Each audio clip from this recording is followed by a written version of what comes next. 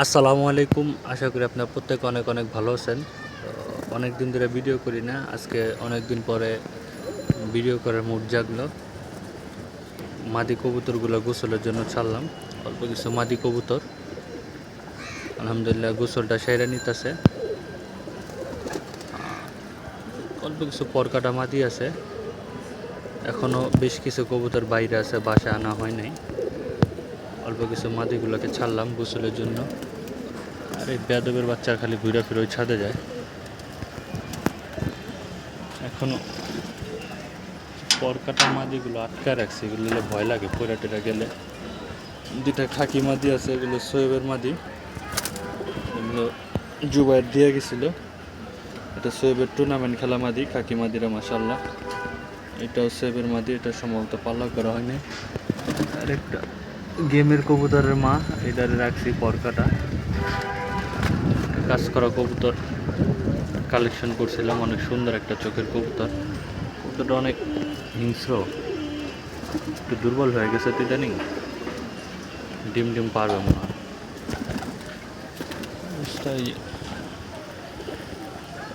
ওরা গোসল করতেছে, অল্প কিছু মাদি। সব কবুতর ঠিক মতো গোসল করবার চায় না। মাদির চ্যাপ্টার ক্লিয়ার হয়ে গেলে মাদিগুলো একটু ছাড়া রাখা হালকা পাতলা শুকায়া, তারপরে নর কবুতরগুলা গোসলের জন্য ছাড়া হইব। সবসময় এই যে এদিকে গোসল দিতাম, এবার একটু সাইডে দিতেছি, ওদিকে খাঁচা দিয়ে ব্র্যাকেট দিয়ে দিছি। আলহামদুলিল্লাহ কবুতর এখন ঠিকঠাক আছে। একটা মাদি নিয়ে একটু ঝামেলা, কোবরা মাদি, কোবরার মেয়েটা ধরে ছিল তো অনেকদিন আরমানের বাসায় ছিল। মাদিরা বাসা আসার পরে এক সাইড লক হয়ে গেছে।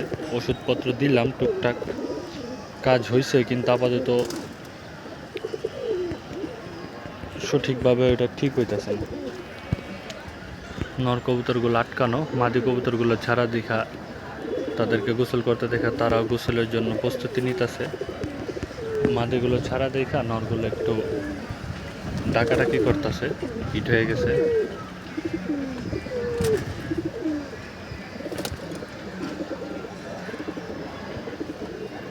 এই আমার টিউমার নট, এই নটটার চোখে টিউমার হয়েছিল, এটা অপারেশন করছে, হয়তো অনেকেই দেখছিলেন। আলহামদুলিল্লাহ এখন সুস্থ। সুস্থ হয়ে ওর জোড়াও দেওয়া হয়েছিল। ওর মেয়েটাই তো ছোটোবার বাসা থেকে চলে আসছিল, মেয়েটা এখন ছাড়া গোসল করতেছে। কী অবস্থা। দুইটা ভাই আছে 7-8 পরের, বিগ সাইজ। এই একটা, এই আর 7-8টা, সাদার নিচেরটা।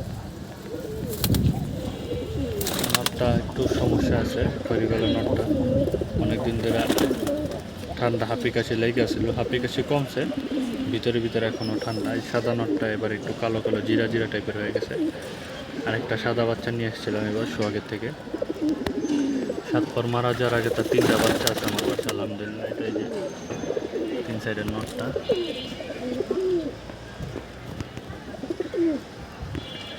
বেজি নটটা ডাকতেছে। এবার বাসায় এক জোড়া জাগগল হয়েছে, এটা নর, মাদি বাচ্চাটা ছাড়া। তো কাজ করা আছে মাশাআল্লাহ জবরদস্ত।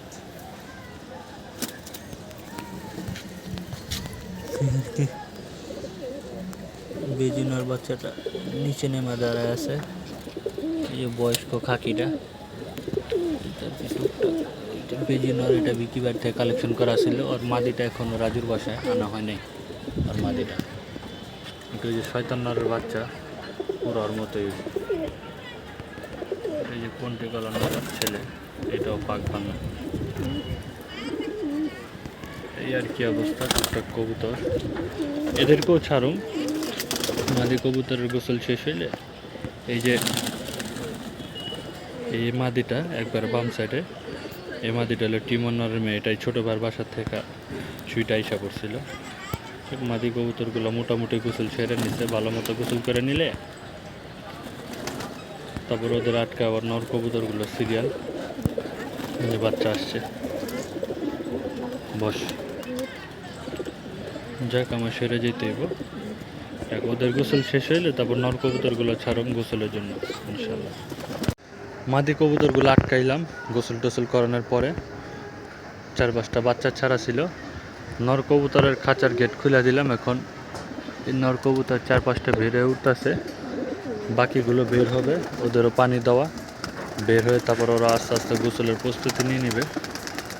বের হইতেছে নরগুলো এমনই বের হয়ে উড়া শুরু করে দেয়, উড়বে না, একটু রাউন্ড মন মেরে বসে পড়বে এই আর কি। কিছু কবুতর একটু উড়বে।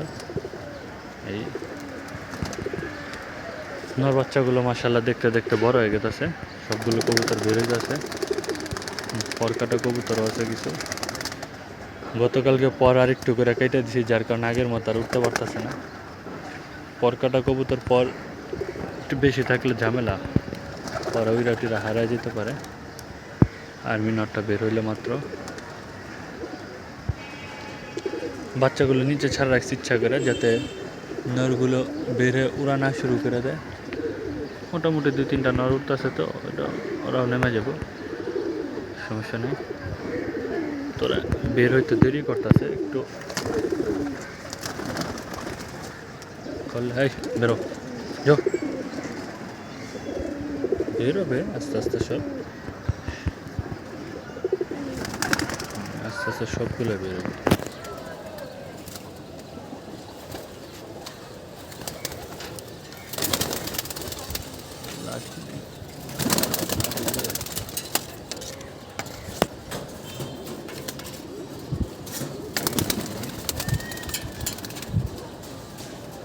মোটামুটি সবই বেরোইছে, 2টা পরকাটা আছে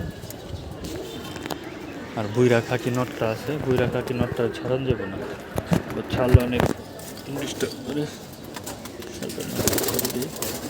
বেজে নটটা ওদেরকেও ছেড়ে দিলাম।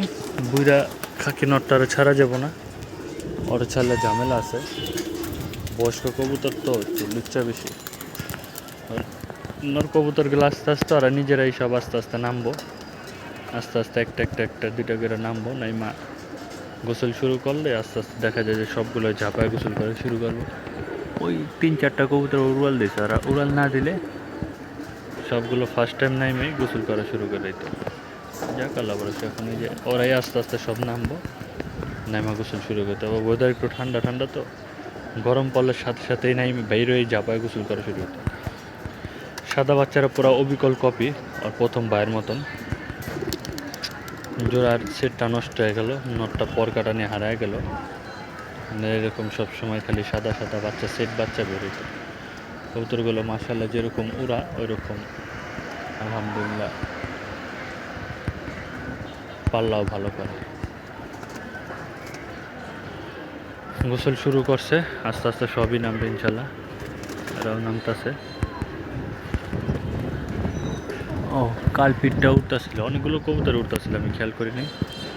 আসলে ভিডিও হয়তো বা বেশি একটা সুন্দর হইব না, ক্যামেরাটা নষ্ট হয়ে গেছে, এই জন্য ভিডিও কালার সুন্দর হইব না, একটু ঘোলাগুলো আসতে পারে। দয়া করে কষ্ট করে সবাই মানায় নিয়েন এই আর কি। মাদি কবুতরগুলো গোসল শেষ, এখন নর কবুতরগুলো গোসল করতেছে। তা দেখা যেতেছে আমি লাঠি দিয়ে নামাইতে গেলে সবগুলো কবুতরের নিচে নেমে গোসল শুরু করে যাব। তো আসলে আমি একাই ক্যামেরাম্যান, এই কারণে আর কি এত কিছু একা একা করা সম্ভব হইতেছে না। গোসল শুরু করতেছে, আলমিরা চাপায় গোসল করতেছে। দেখা দেখি আস্তে আস্তে বাকি কবুতরগুলো নামবো।